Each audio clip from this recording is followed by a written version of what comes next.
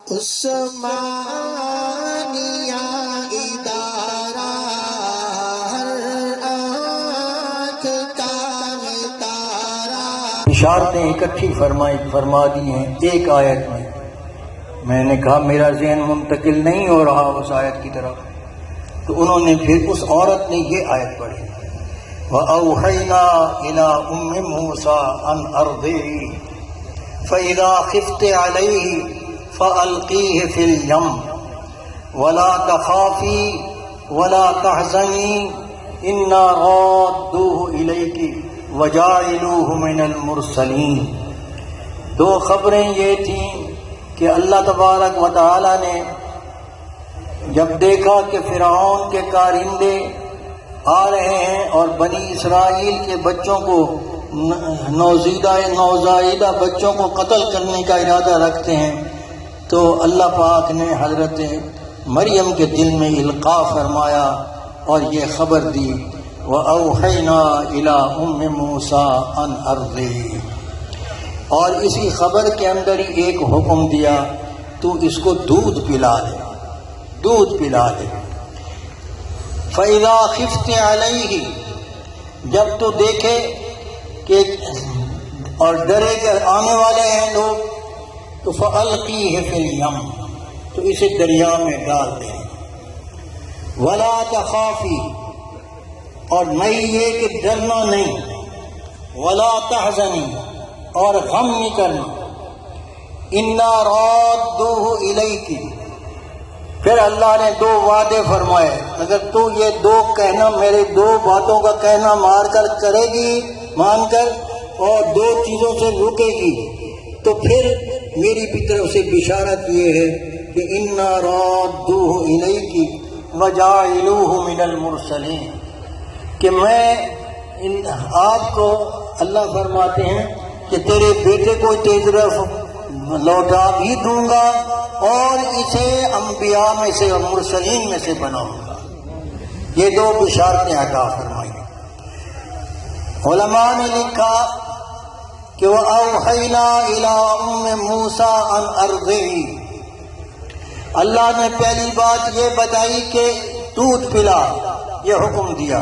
اگر دودھ نہ پلاتی، اس وقت یہ کہنا نہ مانتی، تو وہ پہلی اِنَّا رَادُّوهُ إِلَيْكِ وَجَاعِلُوهُ مِنَ الْمُرْسَلِينَ، وہ پیش گوئی پوری نہ ہوتی۔ کیوں؟ بچے کو ماں کے دودھ کی رغبت نہ ہوتی، تو اللہ نے فرمایا، انہوں نے پلایا، دودھ جاری تھا۔ دوسرا یہ حکم دیا،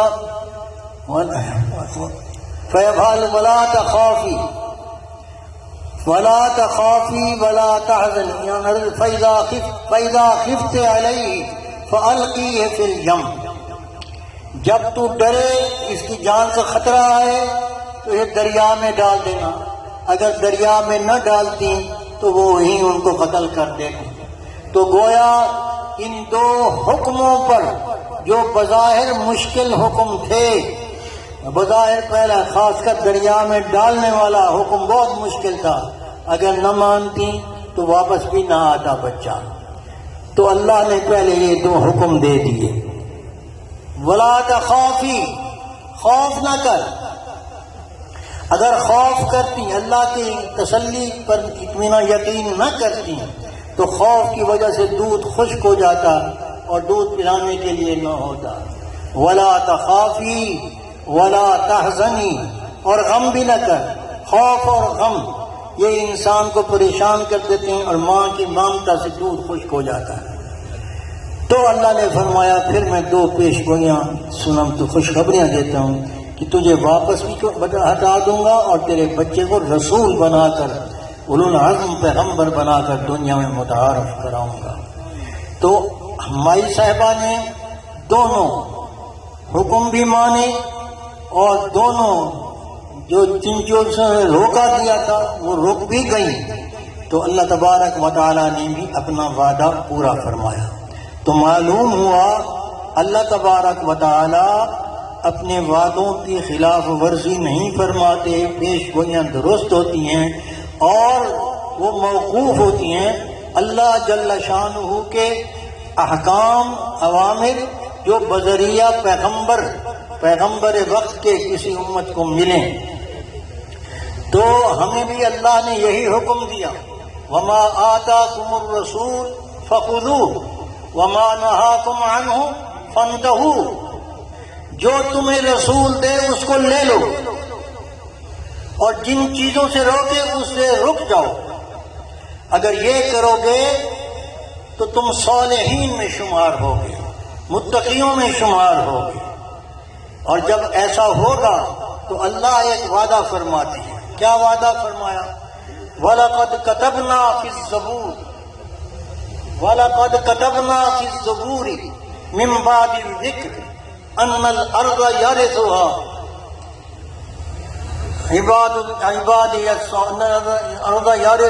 عِبَادِيَ الصَّالِحُونَ. کہ اللہ تعالیٰ فرماتے ہیں کہ میں نے زبور، وہ کتاب جو حضرت داؤد علیہ السلام پر نازل ہوئی، وحی کی کتاب ہے یہ، اس میں نصیحتوں کے بعد میں نے یہ بات لکھ دی ہے، اس زمین کے وارث میرے نیک بندے ہوں گے، عبادی الصالحون اس کے وارث ہوں گے. ان فی ھذا لبلاغا لقوم عابدین.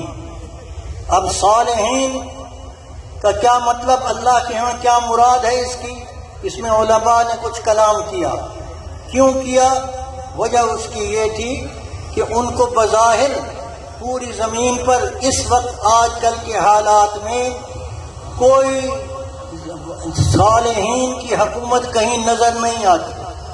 صالحین کا وہ معنی جو مسلمان لوگ کرتے ہیں نیک اعمال، نماز روزہ زکوٰۃ میں سے، صالحین زمین پر قابض نہیں. اور اللہ فرماتے ہیں کہ میرا یہ وعدہ ہے کہ میں یہ دوں گا، اس کے وارث بناؤں گا اپنے بندوں میں سے نیکوں کاروں. اگلی آیت نے فرمایا ان فی ھذا، یہ جو اس پوری سورت انبیاء میں جو اخبار، جو واقعات بیان کیے گئے ہیں، یہ پوری طرح نصیحت پہنچانے والے ہیں کن لوگوں کو؟ عابدین، عبادت گزار بندے.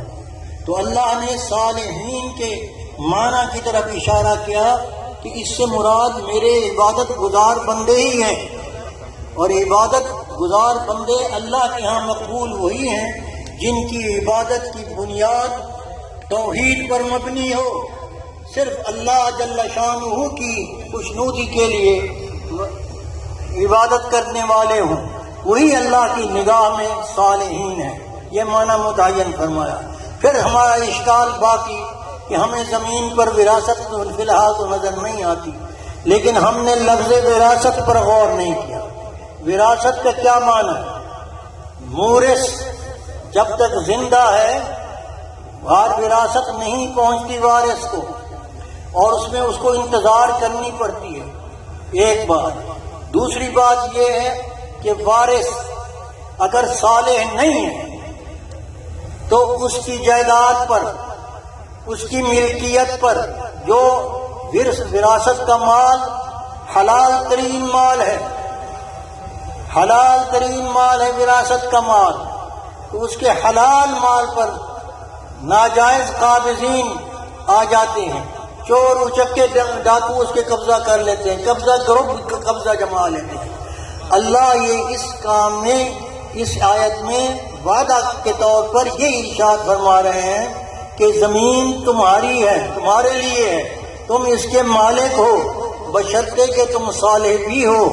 اور اگر صالح نہیں ہو تو پھر دوسرے مالک ہو سکتے ہیں وقتی طور پر، لیکن اس میں بھی کچھ میری مصلحتیں ہوتی ہیں. وَتِلْكَ الْأَيَّامُ نُدَاوِلُهَا بَيْنَ النَّاسِ وَلِيَعْلَمَ اللَّهُ الَّذِينَ آمَنُوا وَيَتَّخِذَ مِنكُمْ شُهَدَاءَ. اگر شہداء اسی وقت ہوتے ہیں جب نیک لوگ شہید کر دیے جائیں، ان کو شہادت کی سعادت ملتی ہے. اور شہادت ایک لحاظ سے مغلوبیت کی علامت بھی ہے دنیاوی لحاظ سے. اور دوسرا یہ کہ اس میں جانچ بھی ہوتی ہے اللہ والوں کی، مخلصین اور غیر مخلصین. وَلِيَعْلَمَ اللَّهُ الَّذِينَ آمَنُوا وَلِيُمَحِّصَ الْمُؤْمِنِينَ مِنَ الْكُفَّارِ، کہ کافروں اور مومنین میں جانچ بھی ہو جائے. اور بھی کئی مصلحتیں اس میں ہیں اللہ تبارک و تعالیٰ کی. تو اس لیے وقتی طور پر قابض دوسرے ہو جاتے ہیں، لیکن جب قابض دوسرے ہو جائیں اور وارث جب اپنی وراثت کے مستحق ٹھہریں، یعنی صالحیت اختیار کر لیں اور وہ حکمرانی کی صلاحیت ان میں آ جائے، تو پھر اللہ تبارک و تعالیٰ ان کو وہ دیتے ہیں. اور اس آیت کے وعدہ میں یہ بات پوشیدہ ہے کہ جہاد اقدامی ظلم نہیں ہوتا ان کے لیے. جب قبضہ کرب سے کوئی مالک اپنی جائیداد چھڑائے، یہ ظلم نہیں، وہ اس کے ظلم کو ختم کرنا ہے. یہاں اللہ تبارک و تعالی یہ بتانا چاہتے ہیں کہ زمین وراثت ہے، میراث ہے صالحین کی. اور حضرت آدم علیہ السلام کو فرشتوں سے جو تعارف کرایا گیا تھا انسان کا، وہ اسی حیثیت سے کرایا گیا تھا کہ وہ خلیفہ ہیں. اور لفظ خلیفہ میں یہ سب چیز پوشیدہ ہے، صالحیت بھی پوشیدہ ہے کہ خلیفہ وہی ہوگا اللہ کا جو اللہ کی سرزمین پر اللہ کے احکام کو جو بذریعہ انبیاء اس تک پہنچے وہ نافذ کرنے والا ہوگا. اور جو احکام اولاد آدم کو بذریعہ انبیاء بذریعہ وحی پہنچائے جائیں اس کا انسان مکلف ہوتا ہے. حتیٰ کہ وہ نبی جو احکام لے کر آتا ہے، جو شریعت لے کر آتا ہے، وہ بھی مکلف ہوتا ہے کہ اس کی اتباع کرے، بالکل ایسے جیسے کوئی عام آدمی ہوتا ہے.